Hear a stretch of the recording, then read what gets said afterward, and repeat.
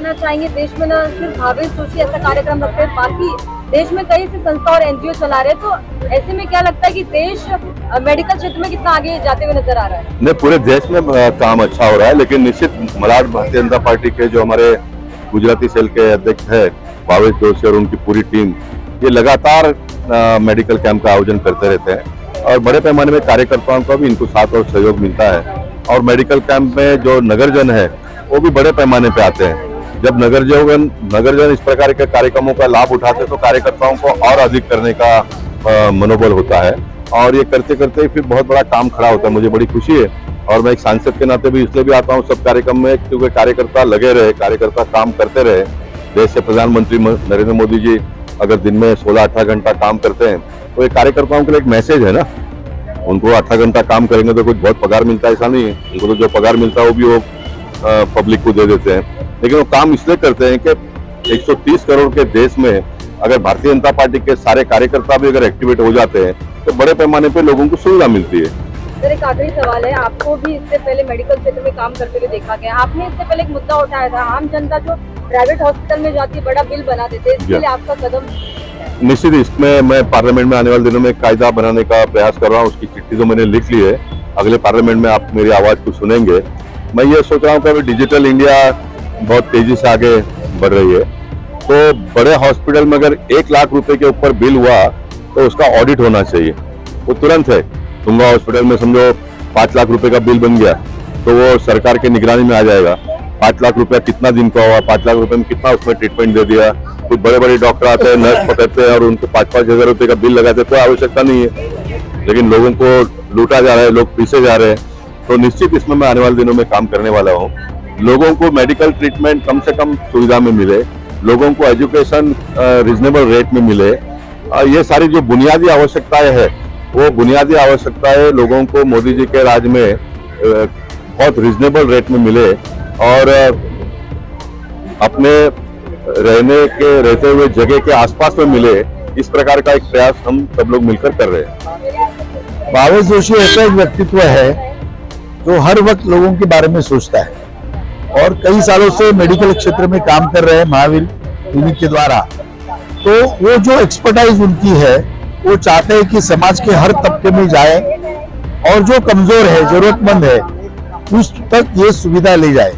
इसीलिए अतिशय एकदम टिपिकल अनुशासन में, फोकस वे में हर मेडिकल कैंप का प्लानिंग उन्होंने किया है।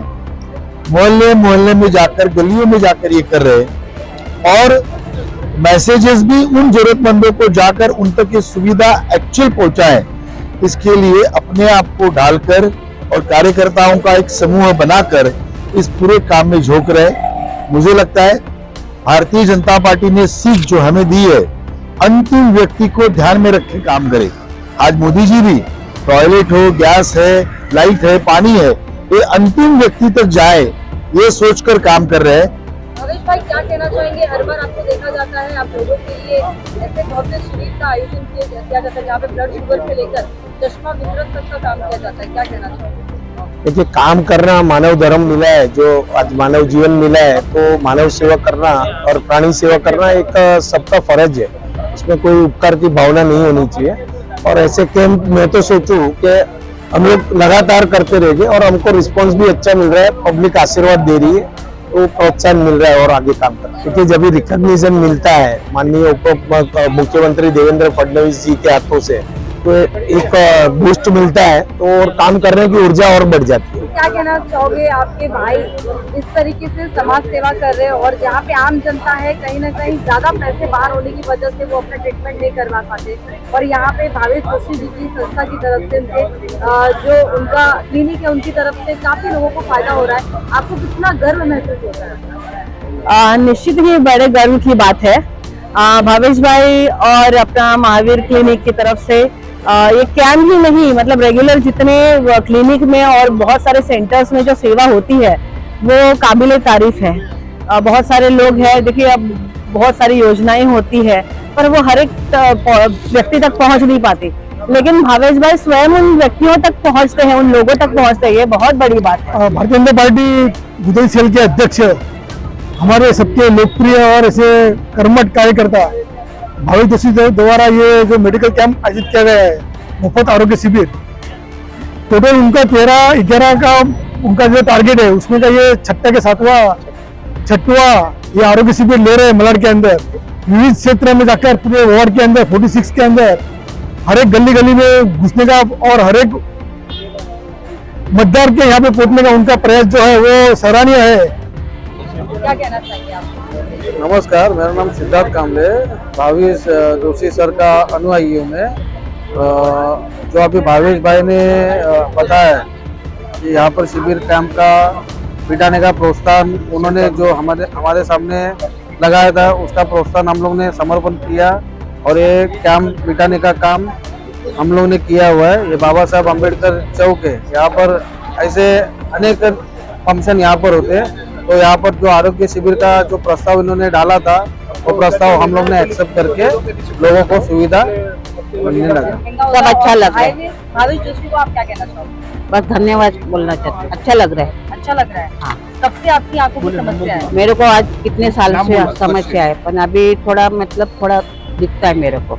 हमें ये चश्मा का सुविधा अच्छा मिला है भारतीय जनता पार्टी का तरफ से, और भावेश जोशी को मैं सम्मान करता हूँ। ये फ्री में बहुत सुविधा दी है। चश्मा मिल के अच्छा लगा। मेरा ट्रेन से आना जाना है, मेरा ट्रेन में चश्मा टूट गया था, 2-3 दिन हो गए। बिना चश्मा पहन रहा हूँ, चला रहा हूँ। आज फ्री में ऐसा मेरे दोस्त ने बताया, तो रहता हूँ विरार में, तो बताया तो मैं आया, बोले फ्री में चेकअप हो रहा है, चश्मे मिल रहा है, तो मैं लेने आया। बहुत बहुत धन्यवाद उनका, जो आज वो कैंप लगा के फ्री में चश्मा बांट रहे हैं। कैसा लग रहा है आपको? कान की मशीन मिली आपको? आवाज आ रही। कितने दिन से आपकी ये समस्या है? मेरे को बहुत समय से समस्या है। क्या क्या मिला आपको? મને ચશ્મા મહિલા છે કાકુ સાંભાર આભાર માનું ધન્યવાદ ભગવાન આશીર્વાદ આપે મશીન પણ लिया ने चश्मा पर लिया प्रॉपर सफलता कैंप का धन्यवाद।